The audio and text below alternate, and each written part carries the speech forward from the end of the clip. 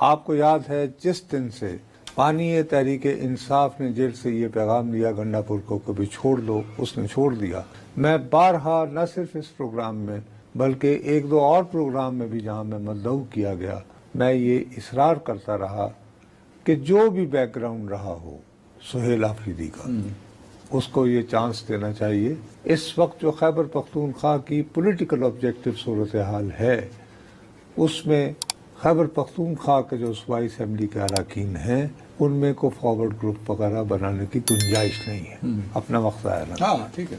Governor صاحب نے خواہ آج ایک یہ چخ ڈال دی کہ جی وہ میرے سامنے یعنی 15 تاریخ کو آئیں اور وضاحت کریں کہ انہوں نے 2 استعفے کیوں لکھے ہیں. بھائی کیوں خواہ کا کچھ شہر دے لوگ بھی ظالم سن، کچھ میں بھی مرندہ شوق سی، یہ بدنامی مول لینے کی ضرورت کیا تھی؟ وہ گورنر ہے نا، کچھ نہ کچھ تو پاور دکھائیں گے نا. ارے بھائی کیا ضرورت تھی؟ سیدھا سادہ کونے میں بیٹھتے کہ ٹھیک ہے جی آپ کے بانی کا فیصلہ ہے، گنڈا پور گئے، thank you very much, elect your new.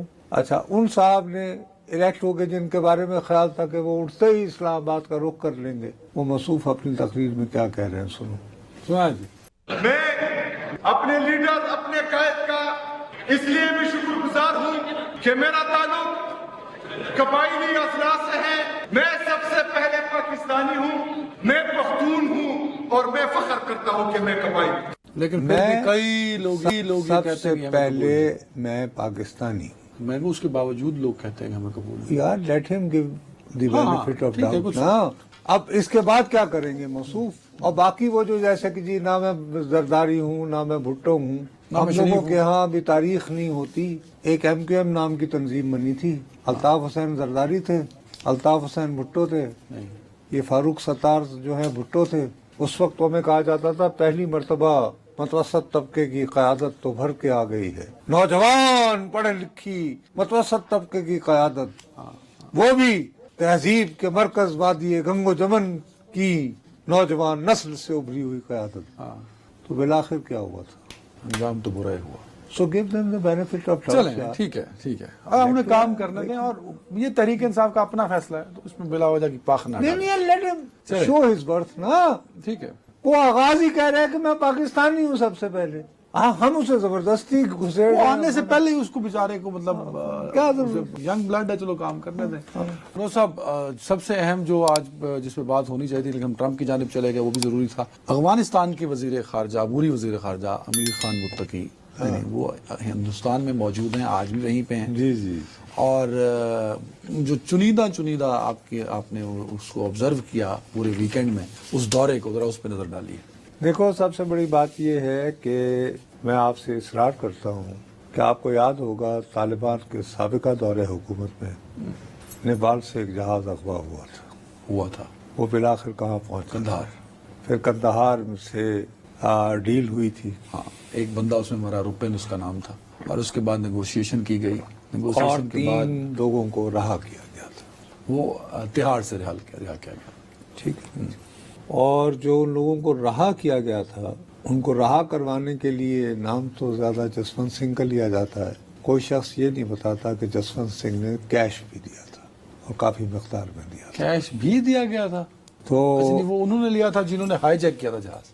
اور وہ اسٹریٹجی تیار کرتے ہوئے بھارت کی انٹیلیجنس ایجنسی دارالعلوم دیوبند سہارنپور صوبہ یو پی سے رابطے میں تھی. میں یہ نہیں کہہ رہا کہ سارا ڈیزائن انہوں نے کیا تھا کہ اس طرح سمجھوتا کرو، لیکن ہاؤ ٹو اپروچ دیم سے کیا گفتگو کرنی ہے، کیا لنگو اختیار کرنی ہے.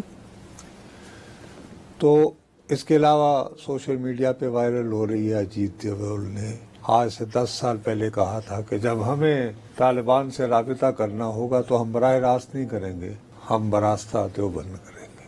یہ بات انہوں نے خود کہی. ریکارڈ ہے یہ. ٹھیک ہے، ریکارڈ کا. اب یہ کہ انہوں نے رشتے بھی نکال لیے ہیں متقی صاحب نے، اور ان کا استقبال کیا مولانا ارشد مدنی نے.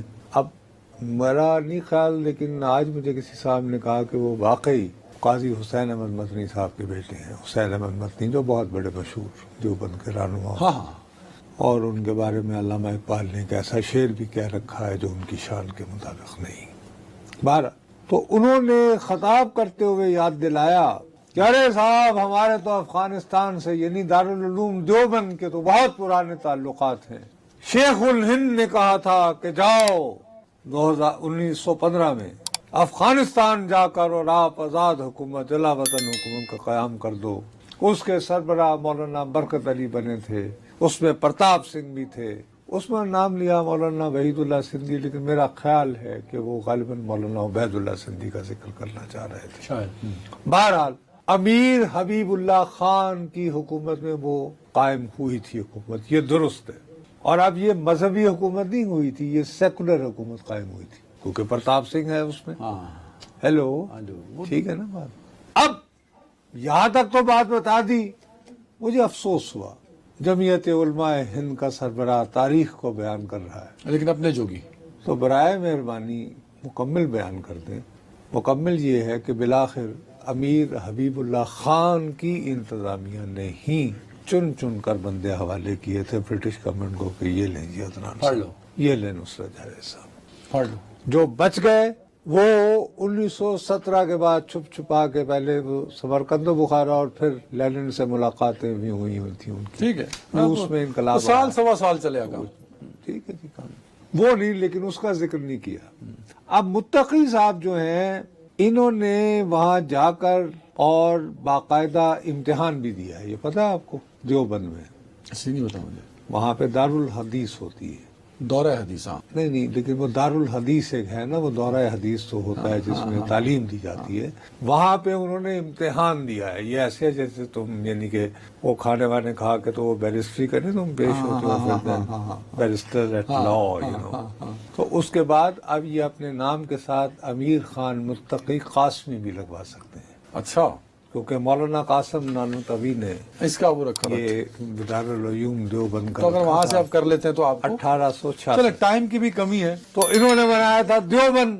مقصد اس کا تھا کہ صرف آپ نے اسلام کی مبادیات پڑھنی ہے، عربی پڑھنی ہے، منطق پڑھنا ہے. اور یہ بھی تب بنایا تھا 1866 ذکر کر رہے ہیں نا آپ، جب برٹشرز ایسٹ انڈیا کمپنی پہنچ چکی تھی. جی انہوں نے کہا 1857 بھی ہو چکا تھا، سب کچھ ہو چکا تھا. اس کے بعد تو چلیں پھر انگریز کی اس مکاری اور ہوشیاری کو بھانپ گئے سر سید احمد خان.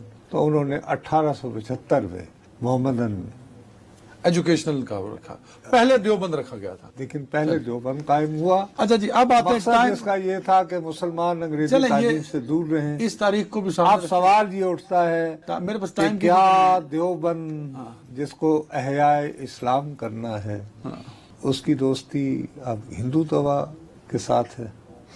اس پہ بات کرتے رہیں گے، کل بھی یہ سوال کر رہے ہیں. اس پہ نہیں، اس پہ ہم بات کریں گے کل بھی. ہم بنتا ہے یا نہیں؟ بالکل بنتا ہے، بالکل بنتا ہے. اس کا وہ کیا اب سوال یہ ہے، ٹائم کم ہے. چلو جی، ٹائم کم ہے. مجھے پتا ہے کہ آپ نے یہ اچھا پوائنٹ اٹھایا نا آپ نے، اسی طرف آ رہا ہوں نا میں. ڈھونڈ رکھا ہے، نہیں اس پہ ہم آئیں گے، اس ڈیٹیل پہ آئیں گے. لیکن جو آپ نے اشارہ دیا نا ہندوتوا کی دوستی اس کے ساتھ، تو یہی وجہ بنی جو بارڈر پہ یکدم ایک باقاعدہ جنگ مسلط کر دی. تھاپڑا کیونکہ پہلے دلی گیا تھا بابو. ہاں، موصوف پہلے دلی گئے تھے اور دلی وزارت خارجہ سے مل کے وہاں پہ خواتین. اچھا ویسے ان کو دارالحدیث کا ٹیسٹ دینے کا ایک فائدہ ہوا جب واپس دلی آ کے پریس کانفرنس کی نا، تو پھر خواتین بیٹھی اور وہ صف اول میں تھی خواتین. تو پھر وہ مولوی ہیبت اللہ اخوند کا جو لیکچر تھا وہ رہ گیا اور ایڈوانس ہو گیا. اچھا، اب یہ جو پاکستان پہ اٹیک اس بارڈر پہ ہوئے، جو جھڑپیں ہوئی، اس کو یہ ہندوتوا اور طالبان کی دوستی کا سہمت ہے.